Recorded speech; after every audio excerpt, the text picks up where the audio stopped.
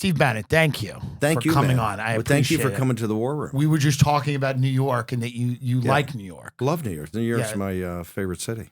Why is it? Well, Hong Kong's my favorite city, but New York's Hong Kong is amazing. Yeah, but I can't go there anymore because I've been banned. I've been sanctioned by the Chinese Communist Party. So I can't. Really? Yeah, I'm the only civilian in history. So at 1 minute after noon on the 20th of January 2021, the Chinese Communist Party fully sanctioned 4 people: Mike Pompeo, Matt Pottinger, who's the Deputy National Security Advisor, Peter Navarro, and myself. I was a civilian at the time. It's the only time a civilian, so I can't have any association with any Chinese company. I can't go to Taiwan or I guess I could go to Taiwan. I can't go to Hong Kong, can't go to Shanghai. And I lived in both of those places for a while. So I love Hong Kong, love Shanghai. That's unfortunate. But New York, you're good. You're good. Good. You're still good. Good. You can come. In fact, I used to live in New York, 15 Broad, down on Broad Street, Brooklyn Heights, and up in right across in the public library. It's great. When did you first meet Donald Trump? Met Trump in August of 2010, before that midterm election. Okay. A guy named Dave Bossie, I was making films for as a documentary director, said, what are you doing tomorrow? I was editing a couple of films. I said, well, I'm editing these films. I got to get out before the election in September. And he says, well, can you go up and take a meeting with me tomorrow? And I go, no. And he says, well, I really need you to come with me. And I go, why? He says, well, I'm going to go up and meet Donald Trump. I go, that's great, but I'm slammed. I don't need to meet Trump. I'll just skip the meeting. He goes, no, you got to come up because I'm making a presentation. He's thinking about potentially running for president, and he wants to go through what it would take in a primary. And I said, of what country? Right? It's just not feasible at the time. I didn't think. And then so we went up, Dave, it's probably a 4-hour presentation. I gave the populist part of it. And I realized right away what a serious guy is. I tell people, he's the only person, and that time I spent a ton of time in D.C. and, of course, obviously in New York. But I said what would take hours to explain to somebody at Goldman Sachs or McKinsey about the Chinese Communist Party and the trade deficit and everything that they wouldn't believe because they think we're like building each other's country. Trump got immediately. I mean, he had a very deep understanding of China, had a very deep understanding of the trade deficit. He was kind of a student of Lou Dobbs. Lou Dobbs had been hammering this for 20 or 30 years, and Trump religiously watched Lou Dobbs and then, of course, read all the papers and came to a very different conclusion than the elites in this country, that our relationship with China at the time was healthy for the country, was not. And Trump knew that, not just intuitively, he had a very deep understanding of that. And so when I left, he would ask me, because it was the Tea Party. Right. That November was the biggest. The Republican Party won 63 seats in the House. Right. It was a massive thing from the Tea Party. And Trump, so I was given, Dave was a kind of a standard stock Republican, conservative. I was giving him the Tea Party and the populist nationalist pitch. And Trump goes, well, that's what I am. And a popularist. And I go, no, it's populist. And he goes, yeah, popularist. And I go, no, it's actually a populist. And he goes, no, it's a popularist.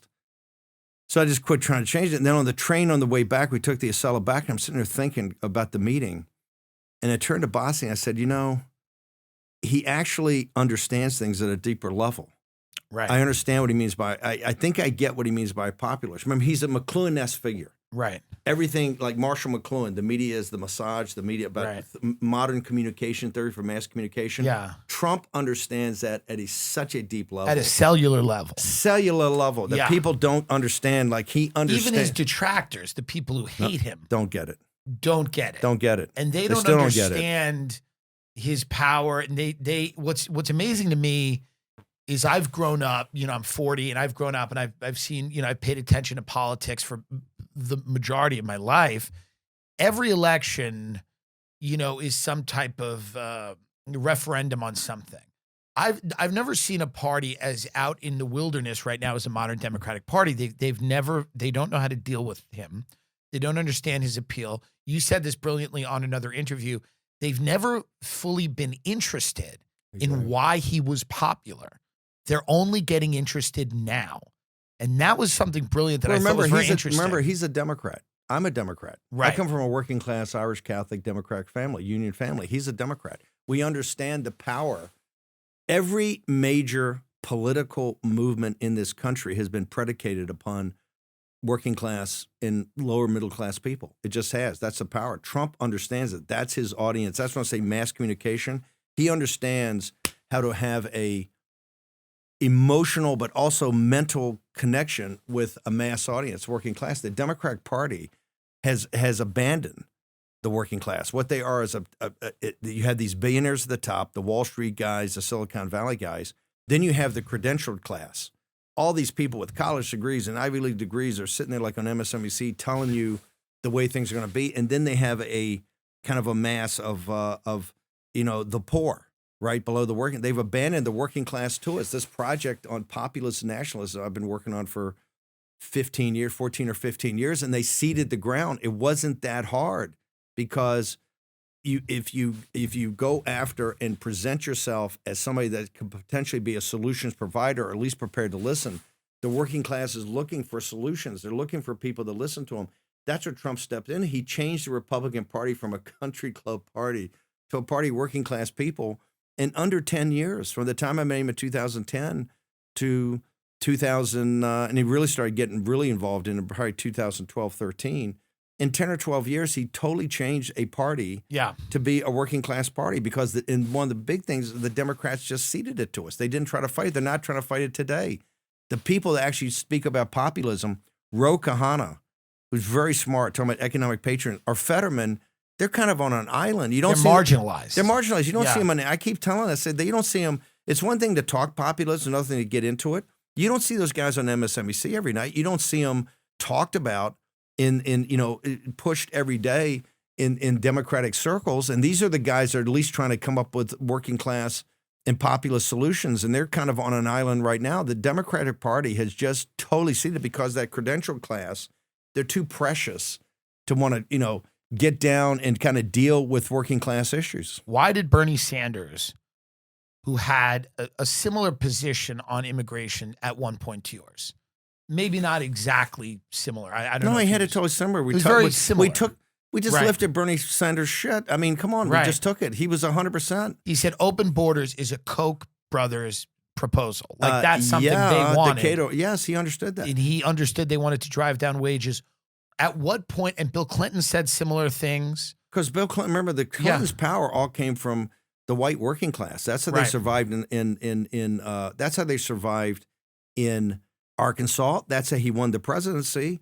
And that's how Hillary Clinton saved herself, at least for a while, against Obama when Obama ran the tables on her in the primary in 2008. What changed in the Democratic Party? The cultural of it, the cultural issues overwhelmed it, and that's why Bernie Sanders never had a shot. As soon as look, the capitalist today, the whole invasion of the 10 to 12 million, and I'm just talking about people that came from January 20th, 2021, when Biden took office till Trump. Right. That's a 10 to 12 million people. That was the Koch kind of corporate class, the Chamber of Commerce guys with the open borders people. But what they did is they wanted to kill inflation by flooding the zone with low-skilled workers. I mean, the Federal Reserve was very open about this. They said they were going to do this. This is how and they did it, that 10 to 12 million. Well, Bernie Sanders, you can't defend American workers. You can't defend American citizens of every ethnicity and race until you're prepared to go hardcore in immigration.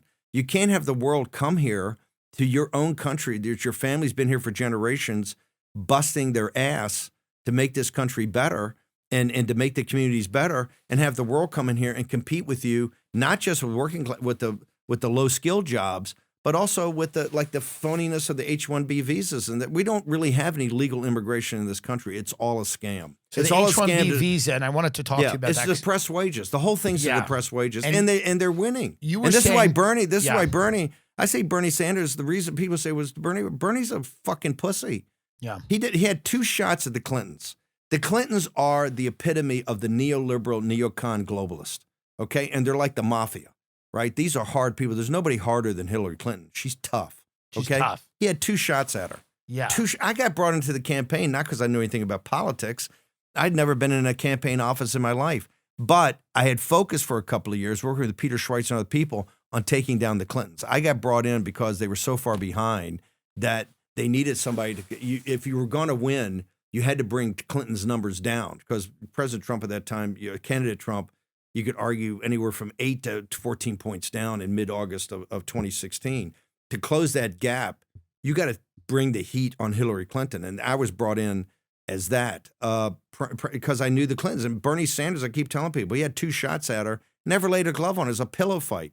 Right. If you're going to get those people, you got to get up in their grill and rip their face off, because they're tough. And they're neoliberal neocons. They're very vulnerable. But Bernie had kind of ceded that ground. That's why he's not really had much of an impact on this populist. Think about it. We've had a populist nationalist revolt in this country, and Bernie Sanders has been a marginal figure to it. How did that work? And in the Democratic Party today, this is why Ro Khanna and Fetterman are kind of on an island. They don't really have a huge constituency in the Democratic Party. What, in your estimation, I mean, you talk about it as the age of Trump, which is clearly the age of Trump. You said it started in 2008 with the Tea Party, with the bailouts. This is, I think I've heard you say something like this, that the anger. The financial collapse. The financial collapse. You had financial collapse of Wall Obama's administration, largely chosen by Citigroup. Yep. He had a lot of people brought in from the financial sector. And what do you think the response from the Democratic Party should have been? Well, first off, you should have put these things, and look, it would take steel balls, but you had to do it. Number one, we should have let Goldman Sachs go bankrupt. We should have let AIG go bankrupt. Their argument would be that the entire global economy would collapse. I mean, this is what they were saying to me. I was in that business many years ago, and they were saying, they were coming into our office going, if these bailouts are not signed, the American economy falls, and then the world economy falls within 3 days. Yeah. Now, I don't know if that was... No, it's 100% true. We know that from congressional testimony at the banking committee, is that so they put Lehman Brothers into bankruptcy on Monday, I think the 15th, in London first. Put it in bankruptcy, and they didn't realize Lehman Brothers was the center of the commercial paper market, which is what funds companies overnight for the cash, because guys are not sitting there with liquid cash to run their operations, right? They have investments or bonds or whatever. The commercial paper market freezes. All of a sudden, you got everybody in a free fall. Right. And on Thursday, Hank Paulson, who I used to work for at Goldman, and Bernanke, the head of the Federal Reserve, Secretary of Treasury, go to Bush's office, into the Oval Office, and they say, hey, look, we need $1 trillion cash infusion by 5 o'clock, or the American financial system will collapse in 72 hours, and the world financial system 2 days later. And Bush, in a profile on courage, goes, hey, we checked the Constitution. It's not my problem. You got to go see this lady named Nancy Pelosi. Only they have the ability to kind of unlock, to print that kind of money, or to authorize that. They go up to Nancy Pelosi, and this is what the system's like. There's a guy in Alabama that was he was the minority side, the Republicans in the House on the banking committee. They made everybody put their BlackBerries and everything outside. This guy, when they get out and talk about this, he texts his brokers and say, buy the QQQs, short the market for tomorrow morning at the open. Yeah, he made a couple $100,000. Is in your mind, is that a coup? Well, no, here's what it is that you got to have some accountability and responsibility. First, you got to keep your head clear, right, and say, well, hang on, because what Hank Paulson did is took care of Goldman. They were in the boardroom they were in the conference rooms of Sullivan and Cromwell at that time, preparing the bankruptcy of Goldman Sachs. Right. They were in the conference rooms preparing the bankruptcy of GE Capital. They were in the rooms in the conference room of the big white shoe law firms preparing the bankruptcy of AIG. I mean, these companies were going down. What they did on Goldman Sachs is that they signed a one-line thing that said, starting Monday, Goldman Sachs is a bank holding company, right? They just made it a bank holding company with one line. And so come Monday morning, they could go to the Fed window and borrow at 2%, lend it to their clients at 4%, and take that VIG. That VIG would be a couple of $1 billion a month. That would kind of bail them out. They got a bailout.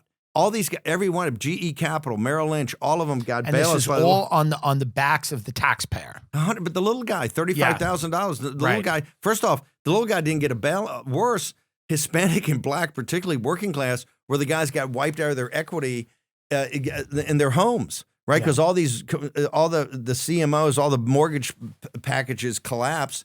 So guys they just blew them out, turned it over to the banks. The banks walked in and were picking these things up for 50 cents of the dollar. Not that they wanted them at the time, but the equity holders, you had a generation of particularly minority homeowners that got zeroed out. My point is that, yes, there probably had to be some bailouts, but not the way it's done. And people say, well, Bannon, why are you talking about it? Because the way we put this money in, they got recouped and got like 12%. I said, yo, dude, at Goldman Sachs, if companies in trouble like that, you walk in, you blow out management, you blow out the equity, you lend them the money, the new management team gets to earn into 20% of the equity, and then the guys that put the money up get a bunch of warrants. Where's the warrant package for the little guy? Go back to 2008. There are no guarantees for the American taxpayer. Nothing, zero. They got paid back the money and they got some returns, but what you should have gotten is some sort of package to own. You should have owned these companies. I would even say quasi-nationalize the banks.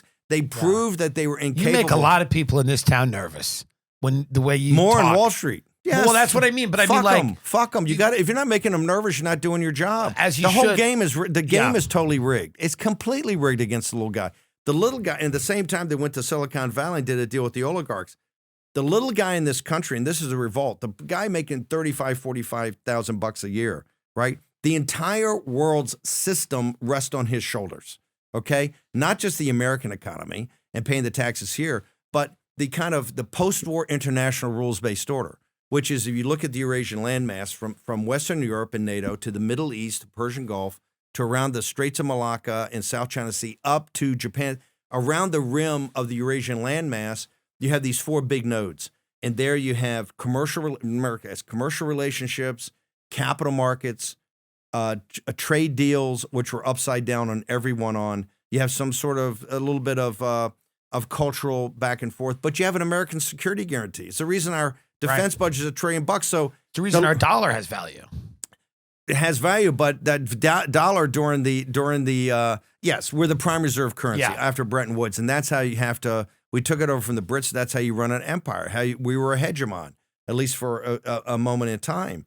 But the question now, because of the drop in purchasing power, the inverse of inflation, over Biden's thing, this is why you have the BRICS nations saying, hey, maybe we got to get on a different system. Maybe Tell people what the BRICS nations are. BRICS are Brazil, Russia, India, China, and South Africa. Started with that. These nations that have natural resources that were kind of binding together saying, hey, the West, right, really Western Europe and particularly the United States are screwing us, right? We are selling them their natural resources at dollars, and these dollars are depreciated over time. They're doing a devaluation on us. And so they were going to bind together first.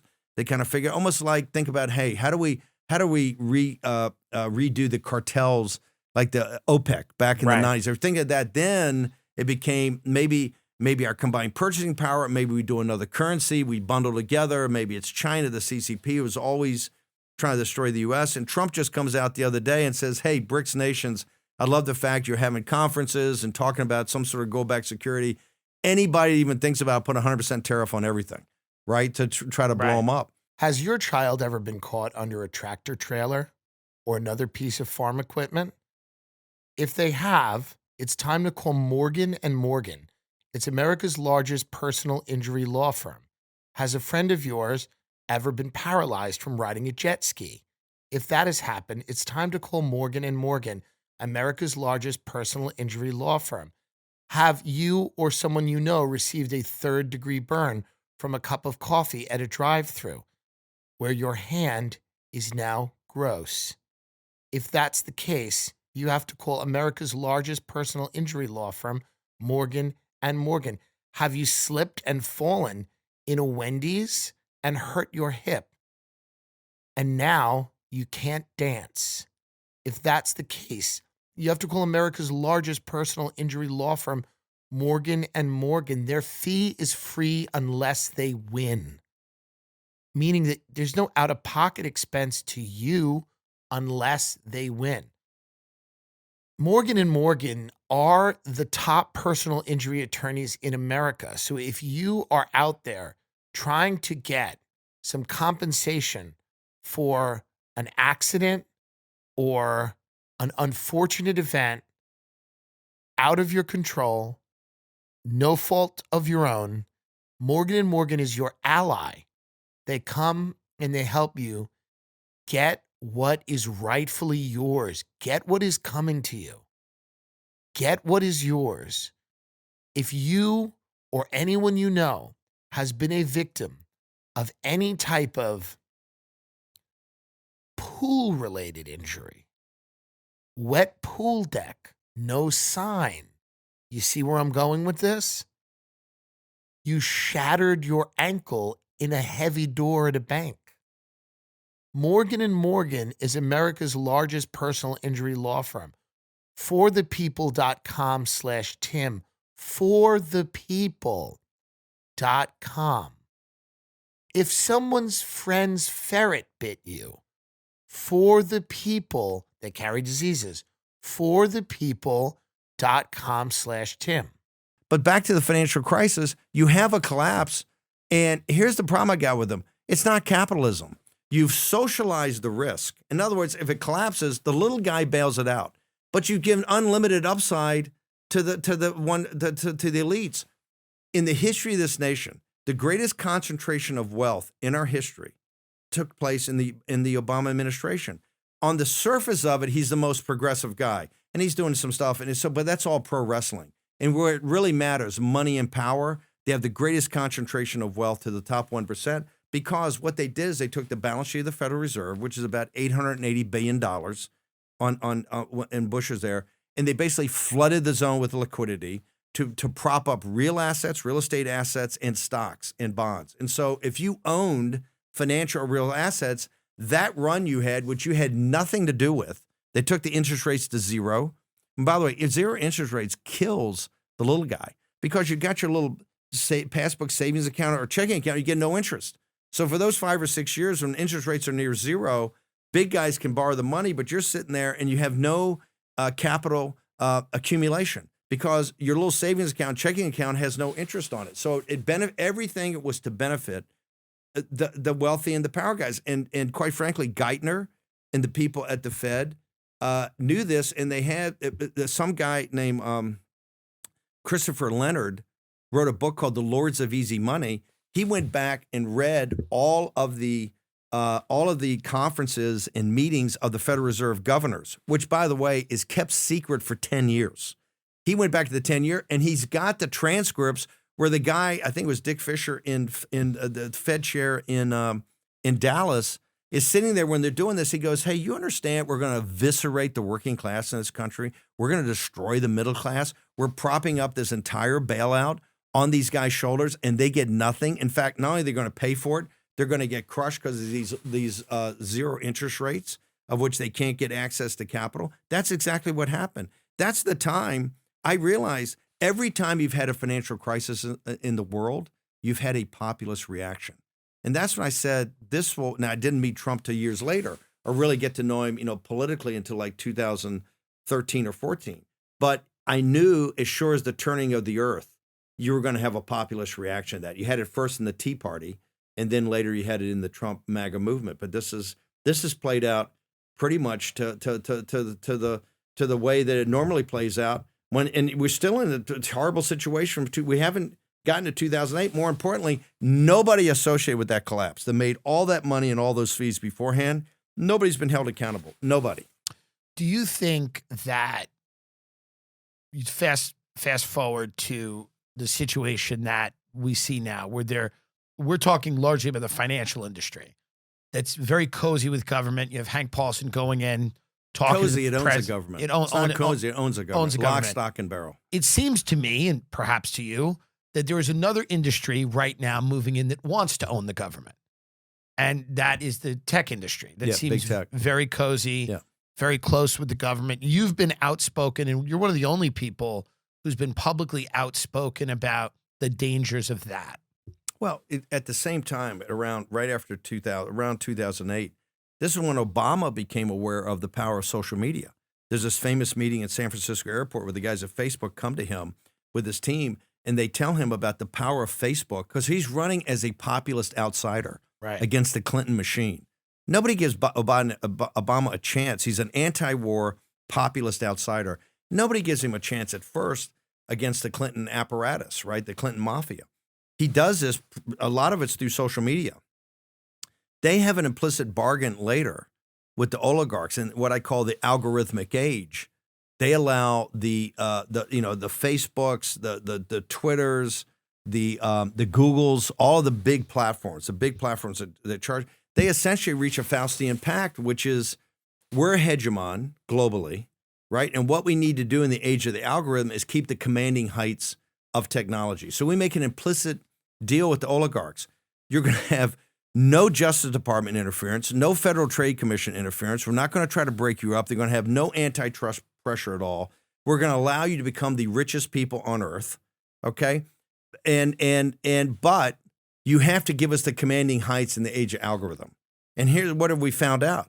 That we're 10 or 12 years into this, and we know in the age of algorithm, social media and AI, they've blown them both. On social media, if you look at our social media, it's fairly cumbersome. It's not exactly revolutionary. TikTok is much bigger. TikTok is not just bigger; it's so better. Much more sophisticated, 1,000 times. Yeah. The Chinese Communist Party, it's so lethal because of its addictive nature. TikTok is not on mainland China. They have a version, right, of TikTok that's not so addictive, and they don't let the content they let in the West. This is how powerful it is. We've blown it as far as social media goes. They're orders of magnitude more sophisticated than we are, and ours is quite addictive, but theirs is much more. But then on artificial intelligence is even worse. And now, what do you think DeepSeek is, a PSYOP or a Sputnik moment? Right. Right. It's both bad. But I think you have to defer the fact it may be a Sputnik moment. They are basically saying that our theory of the case in artificial intelligence, which is kind of mass machine learning, right? Power through, and you need all this new energy for the data centers. They're saying that theirs is a totally different profile. So what happens? We've lost the commanding heights in the two very technologies in the algorithmic age. We made the Faustian bargain on with these guys. There's 75 electric vehicle companies. Google has Bing and DuckDuckGo. There's no competition for Google. There's no competition of Facebook. There's no competition Amazon. Amazon destroyed half the small businesses in this country, flooding the zone with Chinese Communist Party product. There's no competition to X or to Twitter because we let them go. And there's no Justice Department. That's why I'm a neo-Brandeisian when it comes to the Justice Department. I'm a Lena Khan fan. You're a Lena Khan fan. 100%. Break them up. Break them up. If she had been allowed, and look, here's Kamala. When Steve Bannon talks about Lena Khan 10 times more than Biden, and particularly Kamala Harris, that tells you it's a fixes in the Democratic Party. It's controlled by all these corporatists. This is the thing of Trump. You've got Gail Slater. You've got Andrew Ferguson. You then have Mike Davis and others in War Room that are neo-Brandeisians and kind of think, hey, Linda Khan, we'd love to have her back. Explain that term to people. From Brandeis, Justice Brandeis, Louis Brandeis, had this theory back in the 30s that you have to watch out for private concentrations of power that would then partner with government. If you wanted to get to a totalitarian government, right, you would have major concentrations of private power built around monopolistic. The term that they often call the corporate state. Corporate state. Yeah. Exactly. And says that is a danger to liberty and freedom, right? Now, he was an FDR guy, et cetera.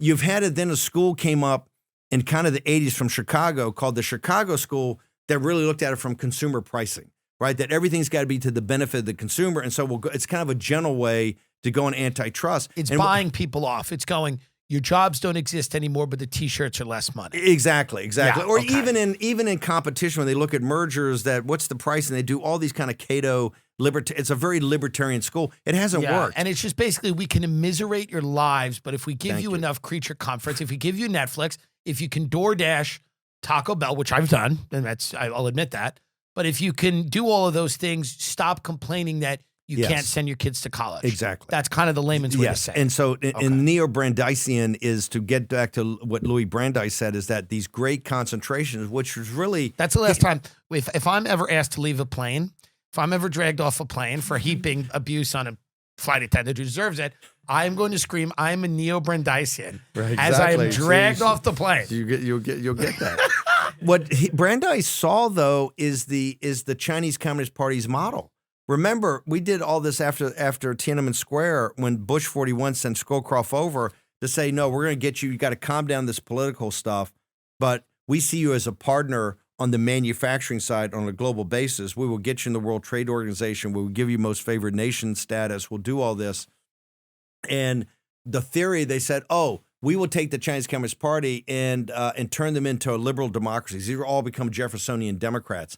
The exact opposite happened. we recreated their model of state capitalism and authoritarian power. And that's what you have today with the oligarchs in Silicon Valley. Now, here's the beauty of it. Here's how great the oligarchs are. That we've made them we've made them the richest people on earth. We've made them some of the most powerful people on earth. And then exactly when they're exposed for being phonies and what you made the Faustian bargain for on both social media and particularly artificial intelligence, what do? They flip. Well, hold it. They do. Well, let me get to the flip in a second. Yeah. They turn around and say, we need a bailout. They say, all you hear right now is that in this city, you're hearing we need a Marshall Plan. We need a Mercury astronauts plan. We need to turn over all the national labs, the weapons labs, Lawrence Livermore, Sandia, where they made the nuclear weapon, the hydrogen bomb. We need to turn all the national labs to the guys in Silicon Valley because now we've had a Sputnik moment and the Chinese Communist Party have taken the commanding heights. I go, hang over a second. This is and they're talking $500 billion to $1 trillion bailout for the exact same guys that did this. In addition, understanding the math, right? And Elon understood it first, given his engineer's brain, and really backed our play. But the rest of them hung out until 11 o'clock p.m. Eastern Standard Time on the 5th of November when Pennsylvania fell. When Pennsylvania fell, Zucker, Bezos, all of them became populist nationalists. They go, we're in. And they got down with their checks to Mar-a-Lago, genuflected, right, and became supplicants to Trump. And this is why I say these guys are dangerous. They're all progressive Democrats. They were made what they are by the Obama administration. They're all progressive Democrats. They are totally phony. All they want to do is go to where the source of money is so they can keep their being oligarchs. Because right now, if you look at them and look at who the theoreticians they look for, but they're not really on the spectrum of like MSNBC's here and, war rooms here, and some guys are more open borders and globalists, others are hardcore populist nationalists. They're on a whole other spectrum, and that spectrum is what I call techno-feudalism. They've been taken out of the world of capitalism. It's no longer markets and profits since we haven't allowed any competition and allowed these to become these massive companies. They are really digital platforms in rent. They're rent seekers, okay? And their idea is very feudalistic. It's like Venice in the 15th century. It is that the railhead is like the liege lord with the digital platform, and everybody else is a peasant or what I call a digital serf. And this is how you're going to run it. And they have this network. They call it the network state. There's books out about it now. It's talk about it. And this is what these guys believe. And it's quite dangerous. And this is why I think you're seeing the impersonal nature of what's happening at Doge, which I support going after the administrative state. Well, that's always been a theme of yours. You want the deconstruction of the administrative state, of the bureaucracy. Yes. What is Elon doing, and what is the Doge team doing that you wouldn't do or would do differently? Let's talk about three things on Elon. Number one, and where I'm his biggest supporter, have given him more credit than anybody. Number one, he was the first of the oligarchs, because I think of his engineering brain, to really look at where we were politically.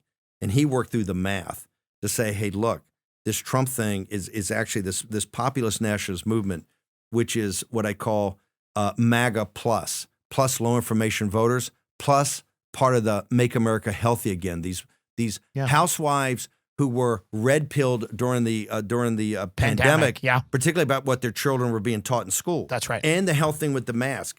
Kind of the Nicole Shanahan crowd, right? That's right. The Malibu moms. Now, around Trump, you have to understand, there's always a countervailing tension with Trump, with people who want Trump to be more Trump, right? Versus those say, you got to calm down, you be nice, and look for the mythic traditional suburban mom that if you say nicer things, she'll vote for you. I keep saying that's never going to happen.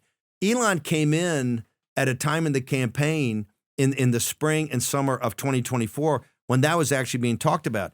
He sat down with Charlie Kirk's guys and worked through the math of a ground game we supported to do this MAGA plus. The brother wrote $250 million in checks, $250 million, $50 million a month over 5 months. And I tell people, if you don't know about American politics today, when you see huge donors like the Adelsons or the Mercers, and people are talking about putting in $100 million, $150 million, that's over a presidential cycle. This brother wrote $250 in the last 5 months, $50 a month to back a ground game, not to put it up on fancy commercials, which most of the billionaires get picked off with. Number one, he backed our play. Would President Trump have won without that? Yes. Right. But we wouldn't have known that answer at 10 or 11 o'clock on the Tuesday the 5th. That would have probably taken a couple of days to work through. And I'm not so sure we'd have had 53 guys in the U.S. Senate, probably 51. It'd have been much tighter, okay? And it was tight enough already. So he definitely had a huge aspect. Number two, he immediately got, like nobody else has got, the deconstruction of the administrative state. He understands that we have a fourth branch of government that's not in the Constitution, that's kind of a permanent government. And they don't care if Trump's passing through or AOC or Bernie Sanders are passing through. They run the deal like they're going to run. And here's what it is. When you take over the government, when you win, you get 4,000 people. You get 3,000 that can hit the deck plates running immediately, okay? All you need there is basically a security clearance, right? A pass on drugs, right, and a security clearance. And you can go and you can staff at these mid-level and junior levels immediately. You get 1,000 that have to be Senate confirmed. Those are your senior people. But you have 4,000. In the government, you have about 2.5 or 3 million civilians. You have about 2.5 million to 3 million military. So let's say 5 to 6 million there. Plus you have contractors. Another at executive level, another 5 million. So it makes sense. You have about 10 million people that run this apparatus that cost $6.5 to $7 trillion a year to run, right? Or it transfers money, but it costs a huge amount of money to run. Plus it oversees, I don't know, 60 or 70 trillion dollars of assets, right? All the land, all the oil, everything that we control. That apparatus is so out of control that in order to get down to a sustainable model where we're going to actually get close to a balanced budget, it's got to be deconstructed. You have to take that apart, right? It's got to be made smaller. And you got to make some tough decisions. Right. Because programmatically, they do a lot of things. And quite frankly, with the economic distress we have and the corporations bailing on paying decent wages because they've invited the world in here to compete with American labor in American labor's home, that you have more working class people on Medicaid. You have more people on economic, security like food stamps. So it's a tough call. But he saw immediately this is how you have to do it. And if you're ever to get to the deep state, which is the aspects of the Pentagon, intelligence community, intelligence, you got CIA, and CIA people should know. And I'm not a conspiracy theorist. I came to this through hard evidence of seeing it in the first term and dealing with. You have this. You basically have the CIA. You have aspects of the DNI crowd, which is 17 separate intelligence. Directorate of National Intelligence. Intelligence, which has everything. Everybody's got NSA, has got the guy. They can look into your phones. They know everything that's going on. Everything. Then you've got the Justice Department with aspects of that, and you got DHS with ATF and others. You got the FBI. You have elements of the Defense Department like DIA. That is the deep state. And what I say is it's like the Praetorian Guard in the Roman Empire. They are actually so powerful now that they can decide, like the Praetorian Guard is, who's the emperor and who's not. This is why they turfed out Trump, and they basically plugged in Biden. Would you agree with this? Somebody who's smart described this as a parallel command structure that is existing outside of the executive branch, where the president is not read into certain intelligence. He's lied to about troop levels in Syria and things like that. They're conducting business with countries outside of the purview of the White House. And somebody called this a parallel command structure. Only difference I would make, you're 100% correct, so it's not parallel. It is the command structure. When you sit there, you sit there and get a briefing from these people, they will look you in the eye and lie to you. I was put in charge in the first days of working with people like Eric Prince and others to come to a plan the president wanted out of Afghanistan. We'd already been there, I think, going on 18 or 19 years. In the Pentagon, in the apparatus. And I keep saying, I never called it the deep state. It says not a deep state. It's up in your face. Right. And they will sit there and make up their own numbers and lie to you. I talked to them at one time. I said, listen, I gave them some points in time about briefings I wanted. I said, I want to see the briefing of about Afghanistan over the 20 years. This time. And because I knew what they were going to show. They were going to show every time, telling whether the president was Bush or Obama, that, hey, we're here. If we just have more money in 3 years, it's going to be perfect. It's like seeing these small companies. Who's driving this agenda? Is it Raytheon, General Dynamics? It's a combination of people. It's the Council on Foreign Relations. Everybody. It's definitely the outside companies, but it's also the guys like Brennan. It's people who have been here forever, been in the intelligence community. Is the guy that keeps coming up. Bad dude. as a very dangerous individual. Guy. He's a dangerous person. Dangerous, but there's Clapper's a dangerous there's guy. 100 Clapper, Hayden, those are the guys you see at the very top. Yeah. Right? But they also have coaching trees like Belichick, et cetera. Of course. So it's deep into the apparatus. And this is the thing they have called the interagency. Did they have anyone in the Trump White House, the first one? Yeah, but so I asked Mike Flynn, I said, look, let me see the charts this is the first day. I want to see the charts for the National Security Council. When I came off sea duty in the 70s and came back, I came back to the Pentagon to be a special assistant to the Chief of Naval Operations, basically a junior officer, Grandoon.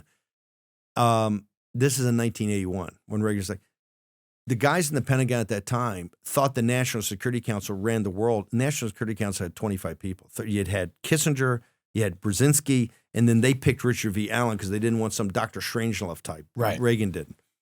That had 25 or 30 people, and the guys in the Pentagon said, these fuckers run the world, right? They're too powerful. Flynn comes back on the first day, goes down with Jarrett and the president. He's got these charts like this. I said, Mike, I didn't want to see the entire national security apparatus. I don't want to see the Pentagon. He goes, no. This is the National Security Council. I go, what?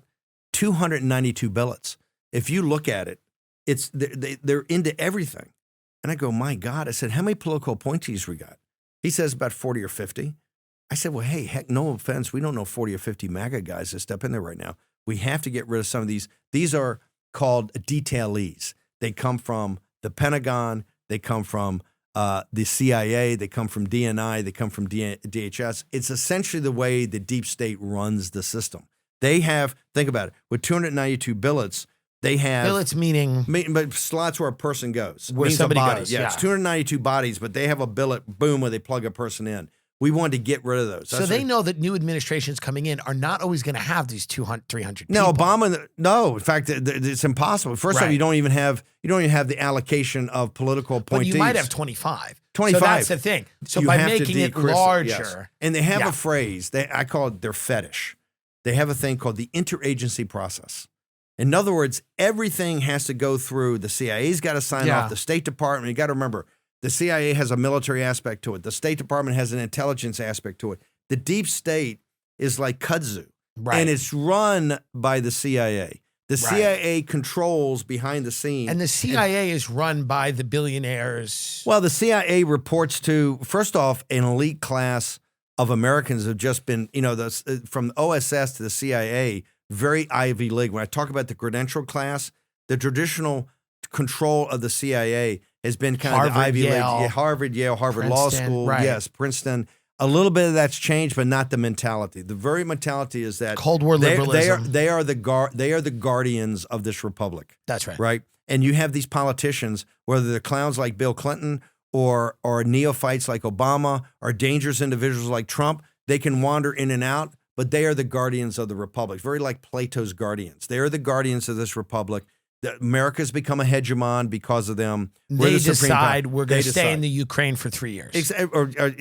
First off, they decide why with some, and this is one of the things I told McMaster's. He would sit there and go, we got the greatest team and we're going to do all this. I said, dude, you've had Bush, you've had Obama, and now you got us. You've had a center-right group of neoliberal conservatives in Bush. You've had the biggest group of progressives ever under Obama. And I said, we're here for 20 years.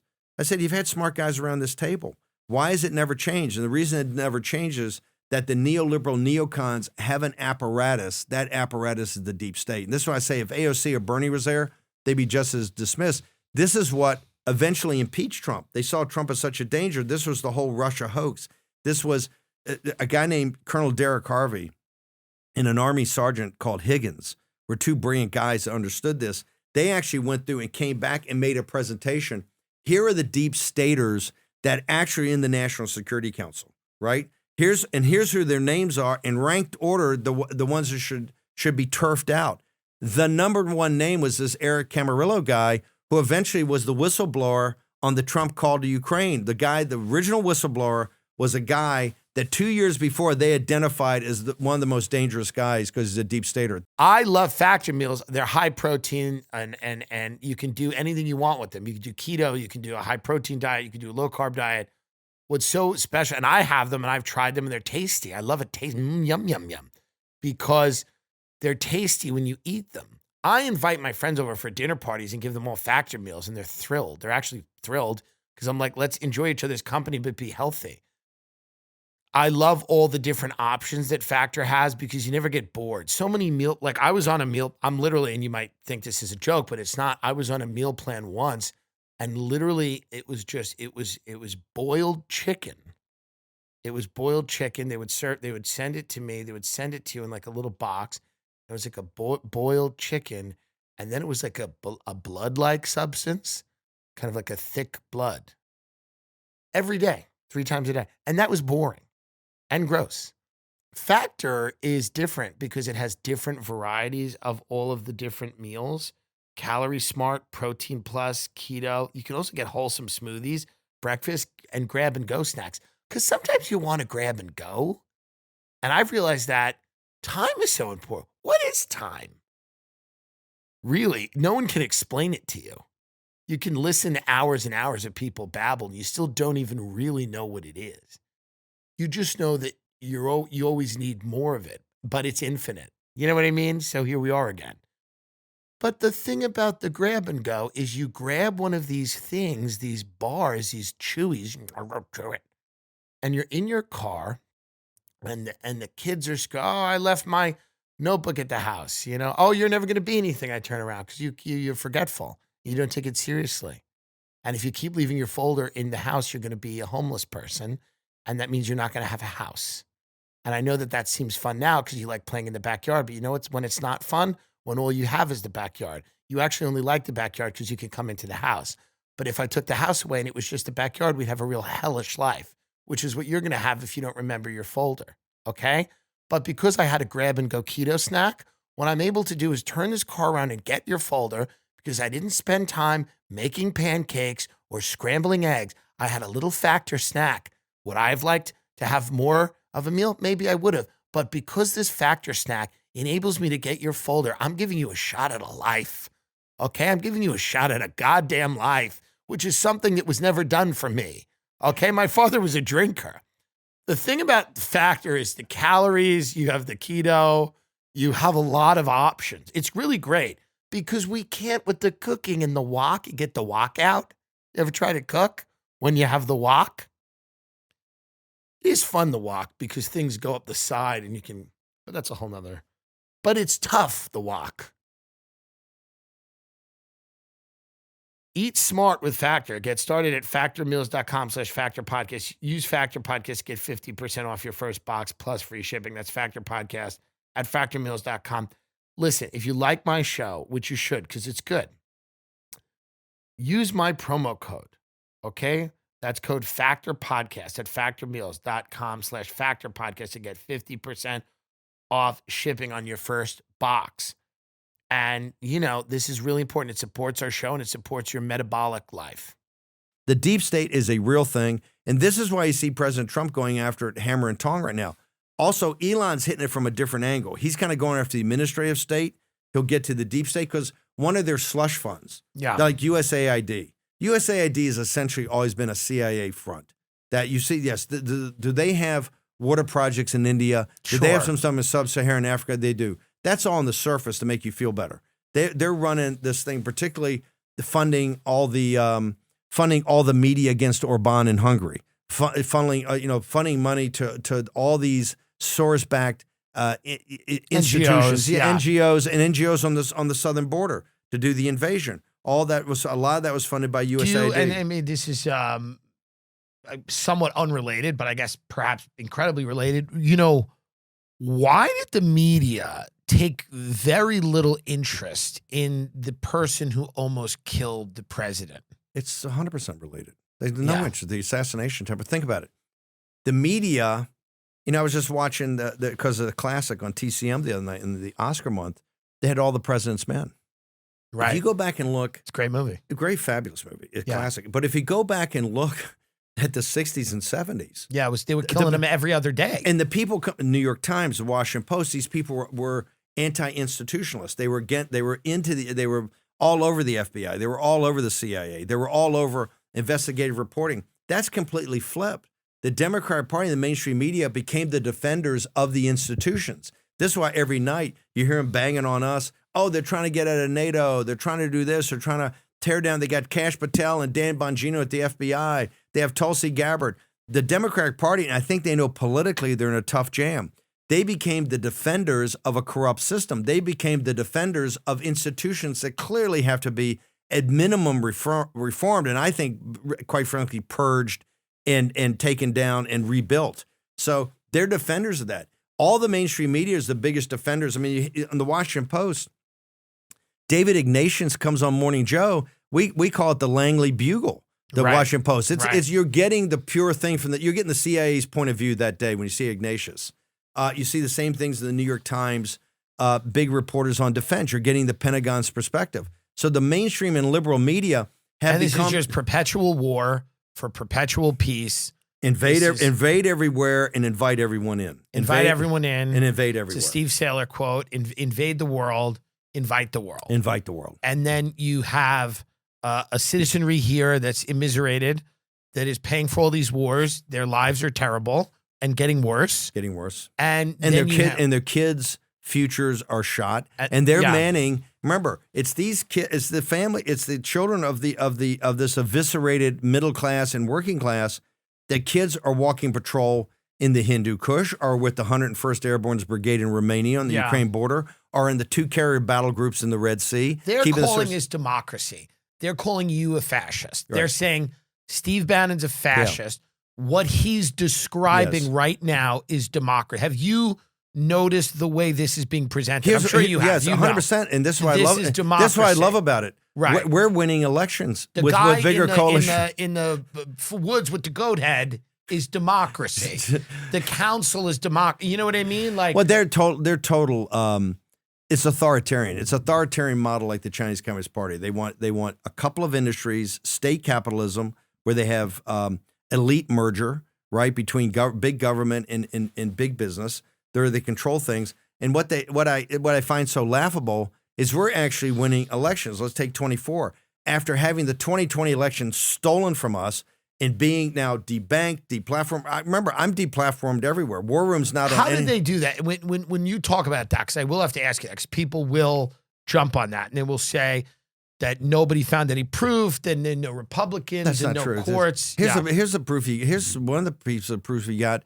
In 2022, the people, remember, we got 63.5 million votes in 2016. I thought we did a pretty damn good job. We got 74 million votes in 2020, including we picked up 12 House seats. So you're telling me in a Nancy Pelosi, I think we won 14 and they won 2, so net 12. We picked up 12 House seats in that election. What do you think the mechanism is? It's mail-in ballots. I'm not a machine guy. I think it's mail-in ballots. It was very evident what they did in Pennsylvania, in Wisconsin, and in Michigan. It was mail-in ballots. And remember, he only won by the same margin that we did, the 72,000. You know, when you accumulate Pennsylvania, Michigan, and Wisconsin, that's what Biden won by. You take the other states, these are small numbers, right? It's 10,000 in Georgia, 9,000 in Arizona. It was mail-in ballots. But here's the point. Where are those guys? Where they've gone since then? They didn't vote in the midterm elections. Right. They didn't vote in 2024. And so where are they disoriented, disenchanted, or they don't exist? They don't exist. Okay. They don't exist. They 100% don't exist. They're disenchanted. They don't hate Trump. Oh, they only vote because they hated Trump. They don't hate Trump any less. They see him as a hero. It's ridiculous. We can win. This is why on democracy, we love democracy, because you're not going to beat us. Right now, our coalition is building. Right. Trump got 39% of black men in the country to vote for him. Not just that. A lot of black men are just not going to vote for the Democrats. Remember, if they don't vote for the Democrats, it's one to us. If they vote for us, it's a 2-banger, right? Hispanics. Starr County, Texas, a hard-scrabbled county in South Texas, 97% Hispanic and blue-collar. The most Hispanic county in the United States. Voted for Hillary Clinton by 60% in 2016. In 2024, Trump won it by 16%. The Hispanic working class is coming our way. The African-American working class is coming our way. If in President Trump's... But this is why you've urged Elon Musk, be careful with Social Security and Medicare. Oh, yeah, and Medicaid. Medicaid. I keep telling people, don't think, in the old days, Medicaid was an urban thing. And I said, you can't take a meat axe to it. I said, this is not about race anymore. This is about economic distress. If you go and look in Idaho and, the American Redoubt up in Montana and Wyoming and, the Christian Redoubt, I think there's something like 80 or 90% of the babies born in Idaho are on Medicaid. Medicaid is now for the working class, the white working class and the Hispanic and black. These are our voters, right? You have to be very careful. Medicaid, you have to get the illegal aliens off and you have to put work requirements. But just don't think you can go in and put a meat axe to it. This project to destroy the distinction between citizen and non-citizen is entirely not only to drive down wages, but to kind of destroy any idea of what a contract, a social contract. And national identity. Yes, yeah, 100%. National identity. Yes. And a contract between 1,000%. the citizens and the government saying, I give you this, I am owed that. Yes. But if we destroy the distinction between citizen and non-citizen, right. Look at the non-citizen in Medicaid. It's shocking, right? The non-citizen have been given everything. Look at the 10 to 12 million illegal alien invaders, and I don't blame them. You and I would do the exact same thing. You were invited here by the federal government. Right. People shouldn't, your audience should not lose track of the fact that in these reconciliation things we're talking about, for the mass deportations, it's $175 billion we're asking for, not just to secure the border, but for the mass deportation. And you're talking really about the people that came in the last 4 years. I'm right now not concerned about anybody that came in before January 20th of 2021, because the way I calculated, there's 10 to 12 million and plus, a million bad hombres, right? Criminals. I was in Danbury. Yeah. 10% of the prison. It's a prison for 800 people, I think, 800 inmates. Some it's got of members of my family from Ireland came in the early 1900s. I think a few of them, just to get them out, just to make a point. If I could write a few names down and you could pass it to Tulsi Gabbard, just to make a point 100%. that, hey, we don't It's not about race. Where it ends. No. I'm saying the guys coming over from Ukraine, you go to Montauk. No, and you've said the H-1B visas where tech people are bringing in. Scam. So my question to you is, and this is a question I'm hardcore, but remember, I'm hardcore. To me, everything revolves around the American citizen. I don't care your ethnicity, your race, gender, or whatever, your religion. If you're an American citizen, it should be like the Roman citizenship. You get a special deal. The whole system depends upon you. The whole world's economic system comes down your shoulders. You're paying the taxes to really finance the hegemon. In addition, your sons and daughters are the ones, man, you're in Romania with the 101st. You're on the carrier battle group in the Red Sea. You're on patrol in the South China Sea. You're defending the order. You're defending the whole system, and yet you're the one that's screwed over consistently. That's got to flip. Everything's got to be like, for instance, these visa programs. They shouldn't work unless they work for American citizens. And what I mean by that... You've said there's a lack of black and Hispanic people in tech. Zero. Okay, the most progressive, think about it. The most progressive people on earth in the Obama administration created an apartheid state. The Silicon Valley is an apartheid state. There's no blacks or Hispanics. And the South Asians or Indians are there as indentured servants. They're working for a third to 50% less than American citizens, often in kind of horrible conditions with 4 or 5 guys to a condo and working 20 hours a day, 7 days a week, because if they complain, they get the boot. Okay, it's not acceptable. And not just that. Vivek Ramaswamy says it's because Americans are lazy and watched too much TV, or they're not educated, or they're... They have not shown me, and because they all backed off coming after me on H-1B visas, I said, show me one thing. I want to see one fucking billet, one person in any of those billets. Of the millions that are here, one. Show me one in that billet that has a better education or a better skill set than an American. They can't show me one.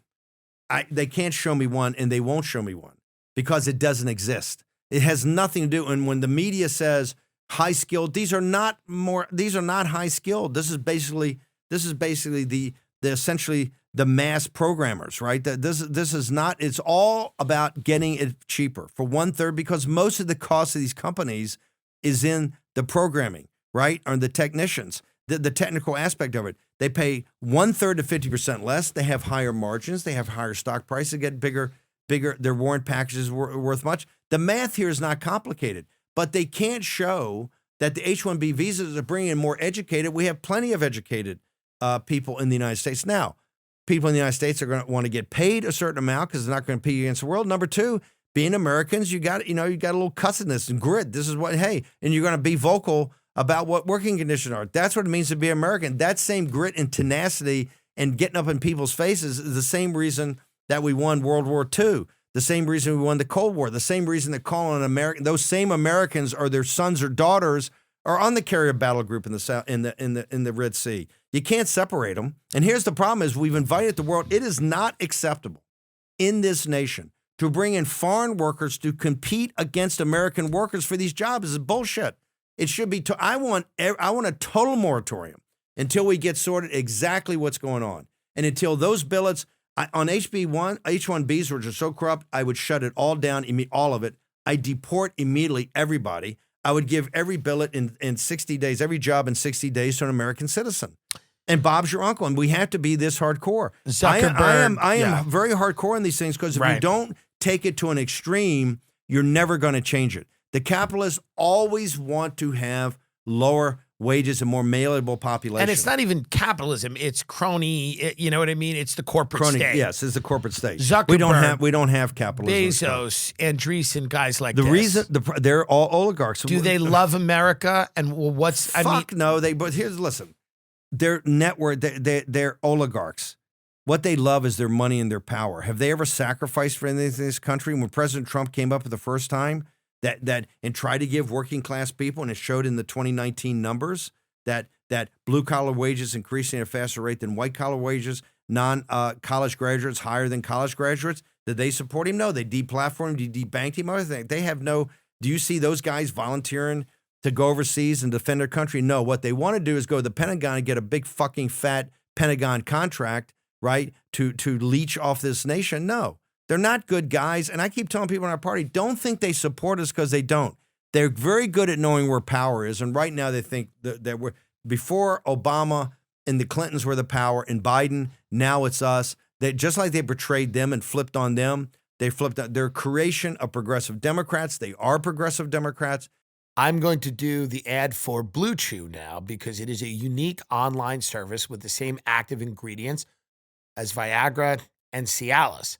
And that means it is a pill that you take and you chew, and then your pee-pee gets hard and you're able to perform in ways that will astound you and others, hopefully. But I'm going to do this ad in the style of an Alanis Morissette 90s song. Your soft dick is disgusting. I hate your drunken floppy cock. Take your pill so you can please me. My smelly vag wants your hard dick. I hate your soft dick. I send photos of your soft dick when you're asleep to my mother. And we've got a special deal for our listeners. Try your first month of BlueChew free. Visit BlueChew.com for more details and important safety information. Visit BlueChew.com for important details and safety information. And we thank BlueChew for sponsoring the podcast. Put your hard dick in my pussy, or I'll put it in a blender. Is Elon Musk using Trump? Listen, I think he's a different category than I would say the other. And look, I'm not a fan on many aspects, but like I said, on the two big ones, backing our play in 2024, the deconstruction of administrative state, and the third, which is, this populist revolt going throughout the world, which he's been very vocal of backing in places like England and in Germany. And I tell people, I said, look, this brother brings the two tactical nuclear weapons of modern politics. Unlimited money, to wit, he wrote a $250 million check. Yeah. It doesn't affect he's still got baby mamas lined up, right? It doesn't affect his lifestyle. Right. Plus, he's got a platform. He can bind what he wants to bind and loose what he wants to loose. He can drive up the awareness of something or crush it, right? So with those two things, there's not a centrist government in Europe that can withstand this. There's very little money in European politics. The entire campaign for Brexit, which is really taking England's sovereignty back, and the Remain guys are very powerful. It's the establishment. That entire campaign was about 25 million pounds. It's nothing. So he's got unlimited power. And I think directionally he's trying to do some good things. I've got problems with One, I'm not. Does it worry you that one person has that much power? It always worries me. It worries me that the concentration of power in Silicon Valley and the concentration of now President Trump has a special relationship with him. We all trust President Trump. President Trump says on top of this, it's just that you have to. One of my bigger problems with Elon Musk is transhumanism. The number one of all the problems we have massive financial problems, we have massive geostrategic problems, and massive immigration and sovereignty issues. All of those problems are solvable. Tough decisions. We've let a lot of good alternatives go away. It gets tougher and tougher every year. They can all be solved, and they can be solved by rational policies, and you can solve those in debate, and some days you're going to win, some days you're going to lose. Underneath that, we have the most important time in the history of the Homo sapien is upon us. We are converging on something called the singularity. And it's just not AI. AI is one part of it. You have artificial intelligence and artificial general intelligence. You also have regenerative robotics. You have quantum computing. You have advanced chip design. You also have CRISPR and gene splicing. Manipulation. Yeah. Manipulation. That's all converging on a spot called the singularity. On this side of that, you have the Homo sapiens, something that's been around, I don't know, for 100,000, whenever all the other species fell aside, we survived. Okay, so you have the Homo sapien for, I don't know, 100,000 or a million years. On the other side of that, you have Homo sapien 2.0. And the pressure, as if people under 35 or 40 didn't have enough pressure on them, because they have more pressure than any generation in this country, I think, of pressure on them, of economically, of socially. You're now going to add another pressure, which is for their children. Do you enhance yourself? Yeah, exactly. Or more, even not yourself. If you're saying, no, I'm going to see this thing through as what I am and I'll make myself better.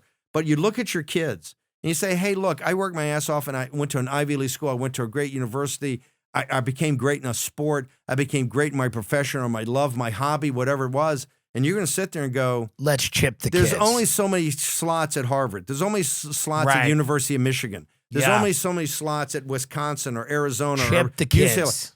The whole world's chipping them. You're going to have these debates, and you're going to sit there at night going, do I chip the kid or not? Chip the kids. Honey, chip the kids. And I'm saying this is going to cause, as a society and a civilization, we're not ready to have that conversation yet. And it by the way, it's going to drive politics. Look at Elon. And this is why, because the industrialists in Silicon Valley are taking the typical easy way industrialists have. In the issue about labor and about manufacturing, instead of still trying to do the great American innovation and kind of the Tom Peters management in search of excellence, management by wandering around, like having the R&D facility next to the manufacturing facility so the engineers could walk to the floor and see the artisans, these guys, and get production, better production experience, get down the learning curve, make things better. American innovation was always our greatest power. What we did is we outsourced. We just shipped the factories over to China because you know why? For efficiency, we want cheaper labor. It's easier to do that. We keep the R&D here, and guess what? It was never the same again. But we got lower labor costs. You either send it to China or you outsource it to India. That was the lazy way to do it, and it had a massive impact on manufacturing. The same thing's happening in AI, and this is why people have to wake up. AI's got two paths it can go down. An efficiency path that I'm just going to use AI and blow out everybody under 35 years old that's in their first administrative, managerial, or tech job, or I can use it as an engine of innovation, right? To work. And right now, we're taking just like the guys made the basic mistake of doing the what I call the mass type of AI, which is the model that we're using, right? Which is machine learning in a mass way that requires massive data centers, massive replication, massive energy. And that's like ChatGPT and things like this. Versus what DeepSeek is, right? Which is now. Do you think DeepSeek is legit? Do you think they were able to accomplish this, or do you think I'm not. We don't know. I'm not smart enough to know, but I don't know either. Here's what I would say: even if it's a psyop, we have to, I think, assume, for the purpose of the discussion going forward, it may be a Sputnik or quasi-Sputnik moment in what we're going to do about it, because now we're in a horrible situation. Because now the oligarchs come to us and say, well, Bannon, how can you sit there and say we should be broken up? How can you want Lena Khan and you're neo-Brandeisian? How can you want to break it up? Now more than ever, We need to have national champions. Now more than ever, you must make another Faustian bargain. Is there any point to that where they say we need supremacy in that they're saying it now, technology sector? They're saying this is the $500 billion bailout. They turn to us and say, we need a Mercury program. We need a Marshall program. You need to turn the national labs over to us. The taxpayers have to fund it. The taxpayers they ain't putting it up. And the venture capitalists, they're looking for a bailout. Anytime you hear Mercury program, anytime you hear Marshall program, understand that's coming out of your paycheck. And is this similar in your mind to when people say we need to go into Iraq and into Afghanistan and we need all this money? And it's the same thing as the bailout of the banks. It's always looking for the little banks. Yes, and obviously going there. The little guy pays for it. It's your sons and daughters that are in Iraq or Afghanistan that are doing it, and you're paying for it, and not just your taxes, your private equity. Remember, Zuckerberg and all these guys came out of graduate schools. They didn't have any money. The people invest, the Peter Thiels and people like that, it's all pension fund money. So it's Oregon State Pension Fund, it's CalPERS, it's Alabama Teachers Fund. All of their money, this is the Greek tragedy part of this. The American working class and middle class have essentially, through their work and hard work and savings, right, has paid for their own destruction, that's the Greek tragedy part of it. Right. Your greatest strength was turned against you. Your ability to be a good householder, your ability to actually have something, your ability to pay your taxes on a regular basis and have a little something put away, that's what the venture capitalists and the hedge funds used to ship the jobs overseas and destroy not only your own economics of your personal life, but to make sure that your children and grandchildren essentially live like Russian serfs. That's the revolt that you're seeing. Now, people can't totally articulate it. Number one is the system's never explained to you. You never explain how up here on Capitol Hill you can run these massive deficits. Well, how can it be paid for? How come we're not bankrupt? Well, we have this money machine called the Federal Reserve that can just create money, that we can create the bond. What we can't sell to foreign countries, we can just create ourselves. And that's how you end up with 125% of GDP in debt, with $1 trillion being added every 100 days. And inflation's not going to go away until you stop this massive federal spending. It's not a supply chain issue anymore. It's too many dollars chasing too few goods. And as we keep having these massive deficits, the inflation is going to be embedded in the system. And we have to refinance, you're going to refinance it at higher rates. You're not going to get rid of this inflation. And it's a death spiral. Two final questions. Okay. Is a conflict in your mind with China at some point inevitable? We've heard people come on the news and they say a conflict is within 5 to 7 years. Pentagon runs a study that says within 5 to 7 years. Now, some of this seems like it is based on the need for more money and more spending and more, or is this, and you know more about China than a lot of people, and you've studied and read about it, is it going to be a military conflict? Is it going to be an economic conflict? In this is the book, and I'll get you a copy, Unrestricted Warfare, written by two colonels back in the 90s off of the Gulf War. And what they said is foreign devils are so sophisticated in armaments, and particularly remote armaments and targeting, that we never want to get into a shooting war with foreign devils.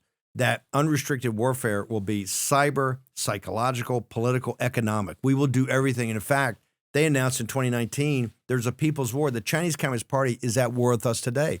That's where you see the mass infiltration into the United States. That's where you see the taking of so much of our technology.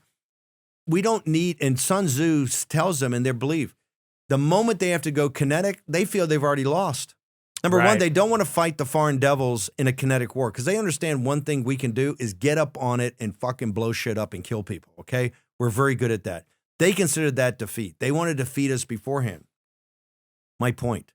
The only people that throw off, think about that, we allow the Chinese Communist Party, which is a dictatorship that's killed 250 million of their own people, right? I mean, they make Stalin and Hitler look like pikers, okay? They've murdered in concentration camps, starvation, through the Cultural Revolution, the Great Leap Forward, the collectivization, and today the gulags they have, 250 million of their own people. And the forced abortions, you had another 300 or 400 million Chinese, particularly Chinese female babies.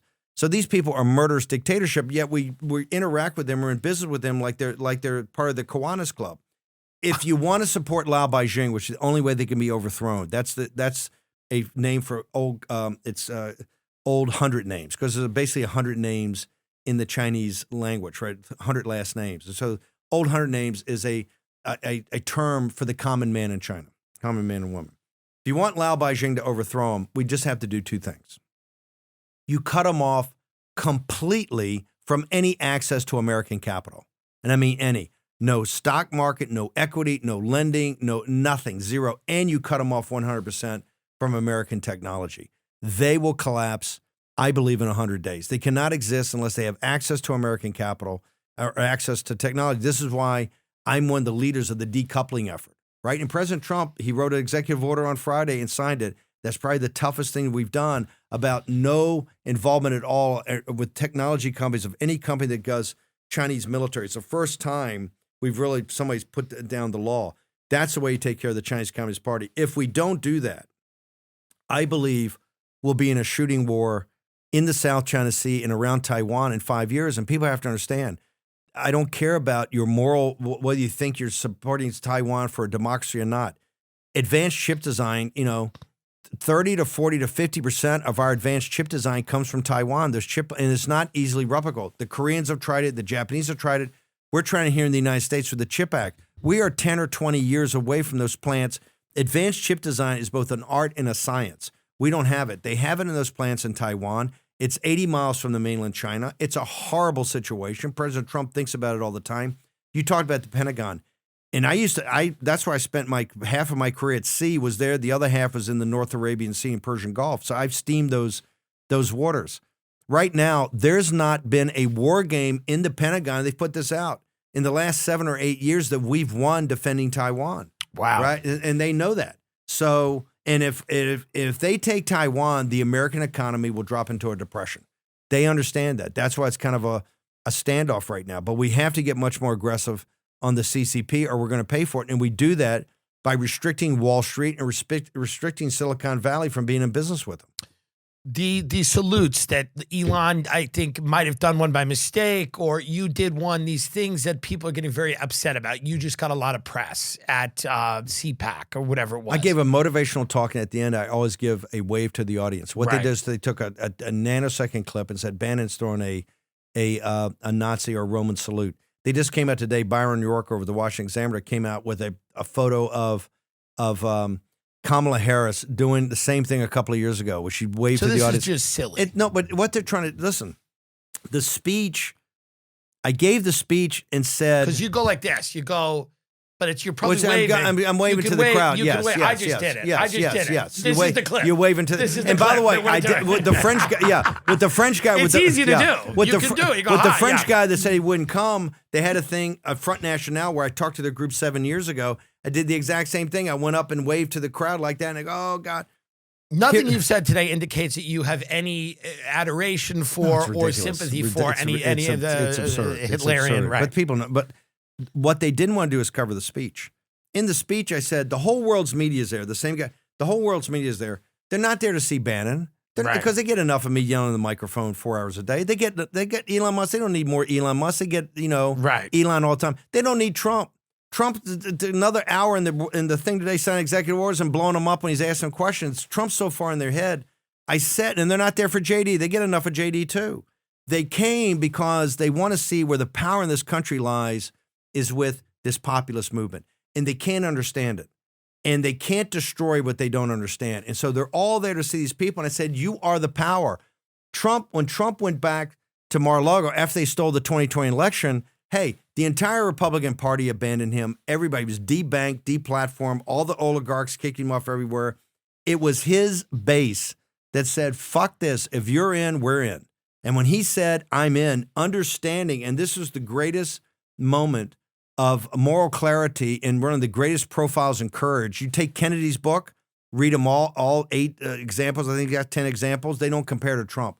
Trump understood, if I do this and are not a good little boy and stay in Mar-a-Lago and build more golf courses and write my memoirs, if I come back and try to reclaim the presidency that was stolen from me, they will try to throw me in prison. They'll try to bankrupt me. They'll try to destroy my country. He understood. Maybe they'll try to kill you. And eventually try to kill you. He is the American Cincinnatus. This is this famous mythical Roman general that went back and retired. And when the nation was having a crisis, right, in a war, they went to him and said, you got to come back and save us. Trump came back, and that's why it's General Washington, Lincoln, and Trump. This will be known as the age of Trump. And here's the thing. They're not in history. They're not going to give a fuck about Elon Musk, Steve Bannon, Tucker Carlson, J.D. Vance. They're going to care about Donald Trump and MAGA.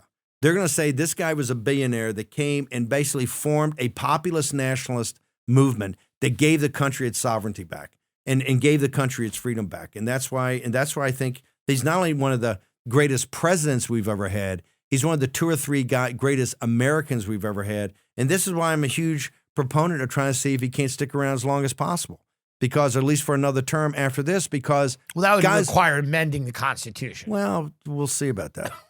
We'll see. No, but then people you don't think he'll be too old? You don't certainly won't be too old. Look at his energy now. His energy is great energy. Great energy and sharp. Listen, a guy like this comes along once a century. Sure. We had one in the 18th century. But he'd have to win again, right? I mean, let's say you would be another election. Yes. Because this is what people tend to always say. No. Right? He would winning more elections.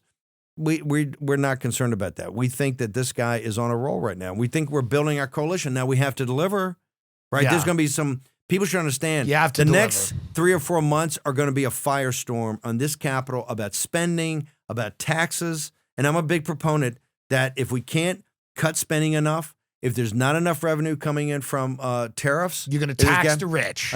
You're a Steve Bannon, tax the rich. I said in the Oval in 17 when he had Gary Cohen, Mnuchin, and Jared, myself, and I told the president then, you got to take the upper bracket and we got to tax him. We got to increase the tax rates. What's the upper bracket? Well, here's what I'm saying is that right now. Where does that start before I get on board with this? Hang on.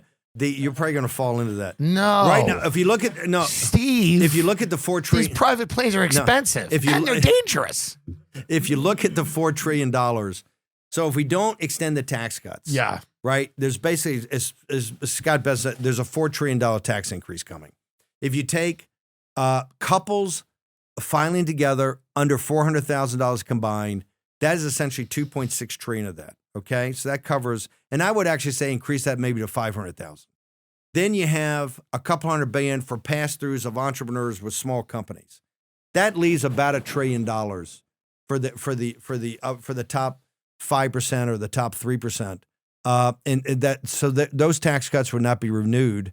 Their taxes would go back to the previous taxes. 39. Yes, and I'm actually saying that, I could get behind. I could say that's okay. I appreciate that. I mean, I'm just saying. Is there any way we could start taxes after $8 million? Well, they do that now, I think, on estate taxes.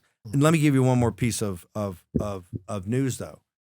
That's in the existing taxes we have today. So I'm a proponent of, President Trump is too, no tax on tips. Yes. No tax on overtime. No tax on first responders, military, veterans, etc. Podcasters. Right-wing podcasters. Okay. No tax on Social Security. That adds up. When you accumulate it, that's about another $1 trillion. Okay. So our gap goes from $2 to $3 trillion. Gotcha. And so we got to close that. And my point is the best way to incentivize the oligarchs and the wealthy and the lords of easy money on Wall Street to help us cut spending is they've got to get in back of, because the puppets here in D.C. respond to those guys. You've got to have your lobbyists. You've got to have everybody help us work on cutting spending. If we can't cut spending, we can't continue on at $2 trillion deficits. Not only may you not get, in my view, not get the extension of the Trump tax cut, I think you got to talk taxes on financial transactions, taxes on you got to kill the carried interest. You have to kill all these games. They should have killed a long time ago, and no one's killed it. No one's killed it. Chuck Schumer and everybody. It's not. And by the way, the Democrats always fold. Remember, Democrats fold. In the first 100 days, to show what funnies there are, in the first 100 days of Biden's regime, they came out with all this tax on billionaires. Remember that? They had a program of tax on billionaires. It never even got through a committee. They just, because the Democratic Party is controlled by billionaires. And so this is, I think, where we got to get tough.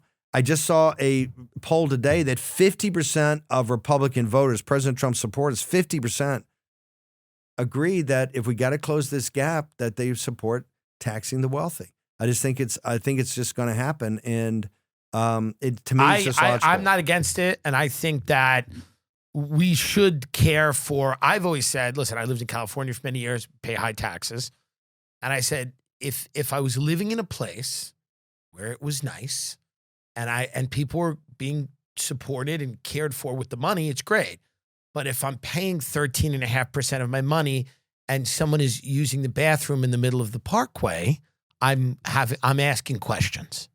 Like Bill Maher and others. I finally started to wake up to the fact after the Palisades debacle of exactly what you're paying for. Listen, I'm not for higher taxes.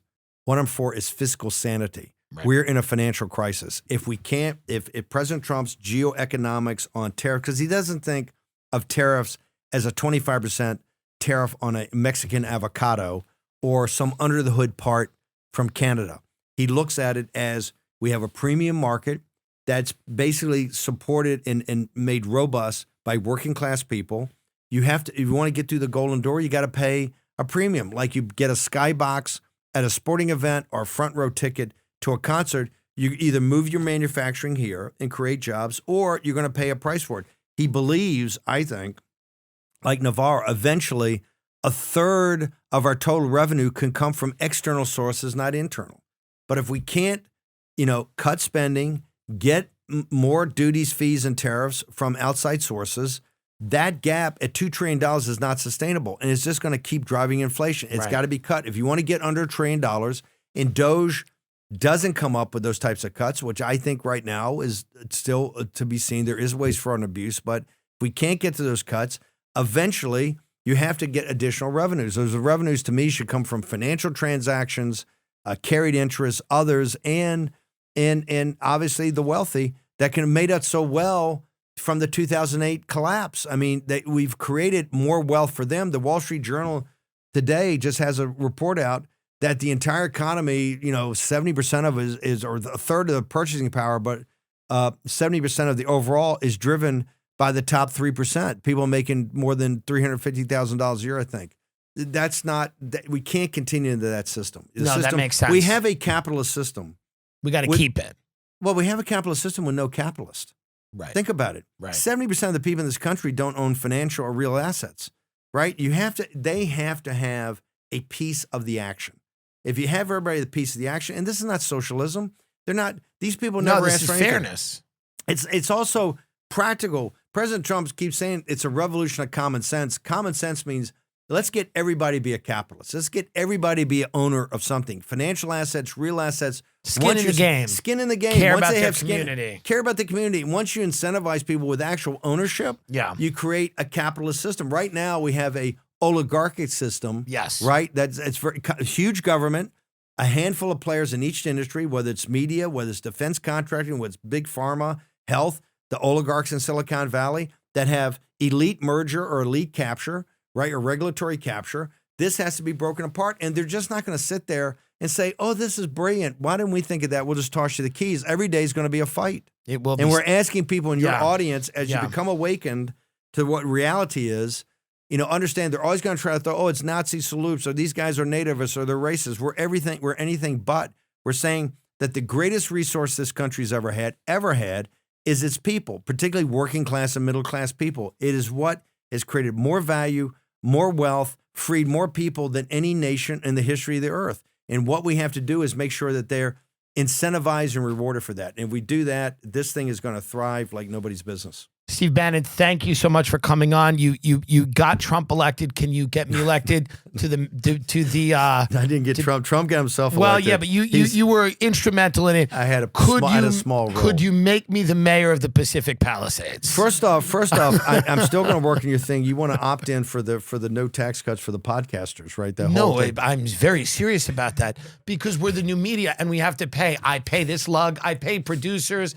I pay people. I pay for their meals. All these guys bitched and moaned when they got here. They weren't paid enough, and they all bitch and moan. I'm telling you, the podcasters are the most suffering. I mean, yes, the working class and whatever, and Ukraine. Blah, blah, blah.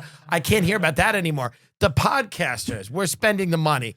All right. Thank you, Steve Bannon. Thank you for coming. I appreciate it. Thank you. Thank you for having me. Thank you so much.